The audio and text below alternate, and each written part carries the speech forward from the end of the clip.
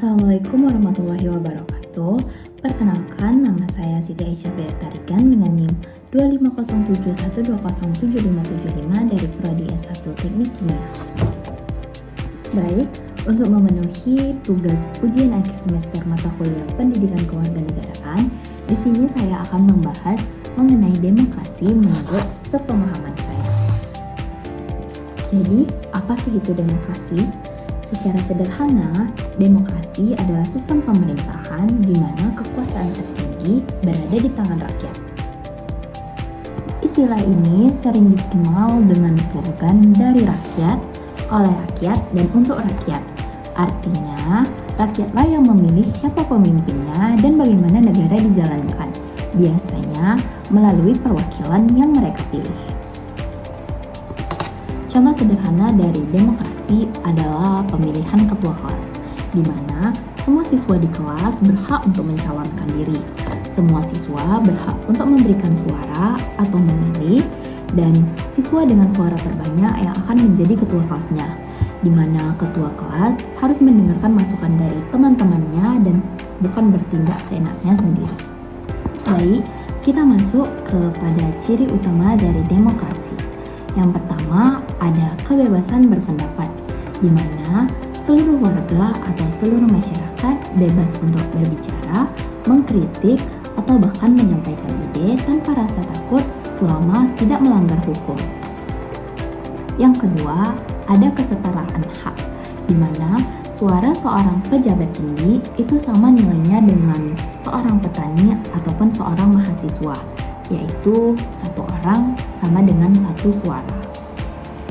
Yang ketiga, adanya pemilu atau pemilihan umum yang dilakukan secara berkala untuk memilih pemimpin seperti presiden ataupun DPR secara jujur dan juga adil. Kita masuk ke dalam bentuk-bentuk demokrasi. Yang pertama, ada demokrasi langsung, di mana seluruh rakyat terlibat secara langsung dalam setiap pengambilan keputusan tanpa adanya perantara. Contohnya pada pemilihan ketua RT, di mana semua warga berkumpul dan langsung mengangkat tangannya untuk memilih. Sistem ini sulit diterapkan di negara luas dengan penduduk yang banyak. Yang kedua, ada demokrasi perwakilan, di mana rakyat itu memilih wakil-wakilnya seperti anggota DPR untuk duduk di pemerintahan dan membuat keputusan atas nama rakyat. Contohnya, ketika pemilu di Indonesia, kita memilih anggota dewan, dan merekalah yang kemudian akan membuat undang-undang untuk kita taati. Selanjutnya, kita masuk ke dalam sejarah penerapan demokrasi di Indonesia. Yang pertama, ada demokrasi liberal atau demokrasi parlementer pada tahun 1950 sampai 1959. Ciri utama dari demokrasi ini adalah di mana kekuasaan besar itu berada di tangan parlemen. Pada demokrasi ini, Indonesia memakai undang-undang sementara yaitu tahun 1950 yang menganut demokrasi parlementer. Pada demokrasi ini, partai politik sangat banyak sehingga sering terjadi pergantian kabinet. Totalnya ada 7 kabinet hanya dalam 9 tahun. Perbedaan kepentingan antar partai inilah yang membuat pemerintahan sulit untuk stabil. Pemilu pertama pada demokrasi ini itu diselenggarakan pada tahun 1955 untuk memilih DPR dan konstituen. Negaranya demokratis, tetapi terlalu banyak suara yang bertentangan sehingga sulit untuk kompak.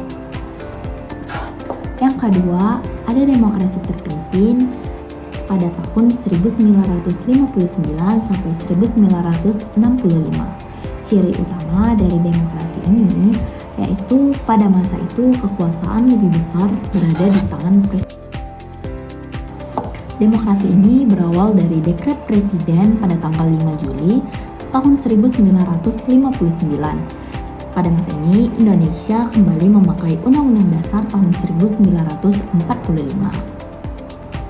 Pada demokrasi terpimpin ini, kekuasaan presiden menjadi yang paling dominan, sehingga dinamakan demokrasi terpimpin. Pada demokrasi ini, partai politik itu dibatasi perannya, tidak seperti pada periode sebelumnya.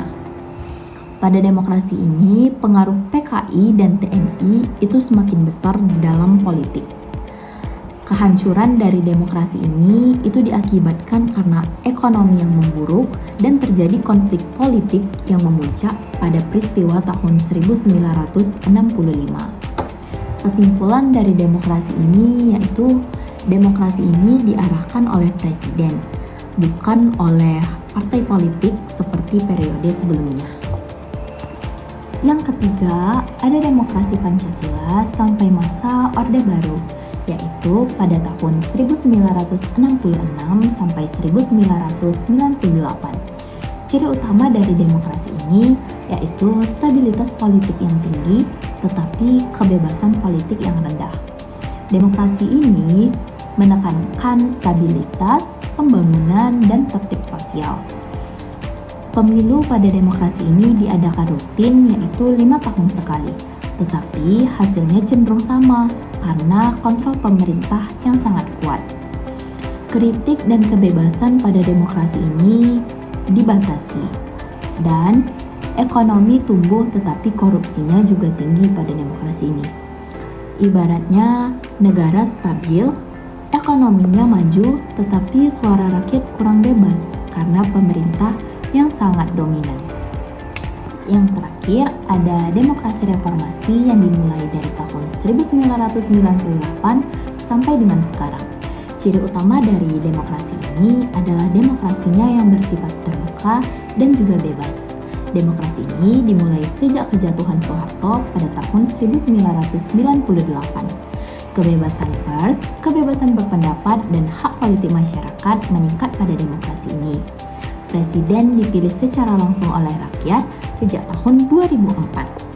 Banyak partai politik yang mulai berdiri kembali dan sistem pemerintahan dan konstitusi diperbaiki melalui amandemen tahun 1945. Ada lembaga-lembaga baru seperti Mahkamah Konstitusi dan juga Komisi Yudisial. Gambaran sederhana dari demokrasi ini yaitu di era reformasi suara rakyat kembali menjadi pusat. Pemilu lebih terbuka dan kebebasan semakin luas.